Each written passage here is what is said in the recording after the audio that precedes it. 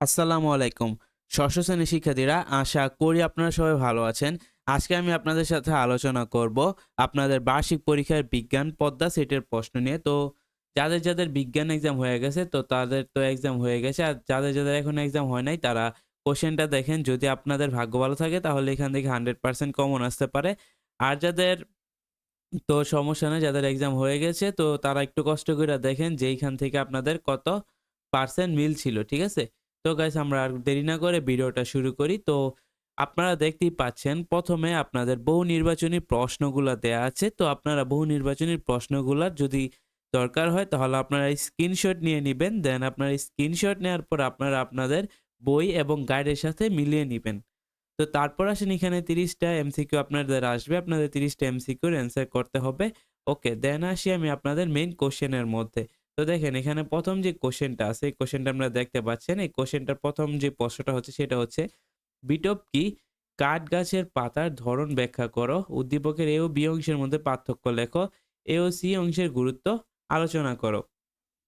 তারপর আপনার এই যে এটা বইয়ের সৃজনশীল, কার্বন ডাই অক্সাইড আর পানি, ক্লোরোফিল, গ্লুকোজ এ প্লাস পানি উৎপন্ন করে। ঠিক আছে? তারপর লিখছে যে নিমজ্জিত জলজ উদ্ভিদ কিসের মাধ্যমে পানি সংগ্রহ করে?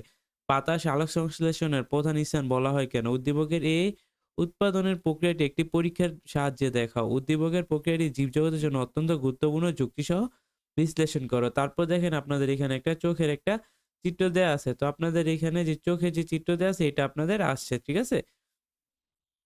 তারপর দেখেন, এটা আলোর প্রতিফলনের অধ্যায় থেকে আসছে। আলোর প্রতিফলন কি? প্রতিবিম্ব বলতে কি বোঝায়? দ্বিতীয় দর্পণ থেকে প্রতিফলিত রশ্মি আঁকো। ওকে? তারপর আপনাদের এই যে ফালক্রাম এর যে অধ্যায়টা আছে সেখান থেকে একটা সৃজনশীল আছে। তো যারা এই অধ্যায়টা পারেন, অধ্যায় ১৩, এটা থেকে আপনারা অ্যান্সার করতে পারবেন। তারপর আসছে দেখেন হিউমাস কি? কয়লা, পেট্রোলিয়াম প্রাকৃতিক গ্যাসে খনিজ না বলে জীবাশ্ম জ্বালানি বলা হয় কেন? কি অংশটির গঠন ব্যাখ্যা করো। ROS এর স্তরটি মাটি গঠন করে বিশ্লেষণ করো। ঠিক আছে? তারপর এখানে ৭ নাম্বার হচ্ছে গিয়ে খাদ্য কি? রাফেজ বলতে কি বোঝায়? তারপর ৮ নাম্বার হচ্ছে ভূত্বক কি? ঠিক আছে? তো এগুলা যারা পারেন তারা তো দিতেই পারবেন। আমি আপনাদের সাথে যদি সংক্ষিপ্ত প্রশ্নগুলা বলি। যৌগিক পত্র কাকে বলে? কত প্রকার? নামসহ লিখো। পত্রের কাজ কি? জিহ্বাকে স্বাদীন্দ্রিয় বলা হয় কেন? ত্বকের কাজ কি? নিয়মিত বিক্ষিপ্ত প্রতিফলনের পার্থক্য কি? কচি থেকে কিভাবে যান্ত্রিক সুবিধা পাওয়া যায়? কাঁচি থেকে জ্যাক স্ক্রু কিভাবে কাজকে সহজ করে দেয়? হিউমাস কি? জীবাশ্ম জ্বালানি কাকে বলে? এদের কাজ কি? তারপর বলছে ক্যালোরি কি? খাদ্য তালিকায় লোহার উপকারিতা কি? আয়োডিনের অভাবে কি রোগ হয় বর্ণনা করো। আমাদের দৈনন্দিন খাদ্য প্রয়োজনীয় ভিটামিন না থাকে তাহলে কি হবে?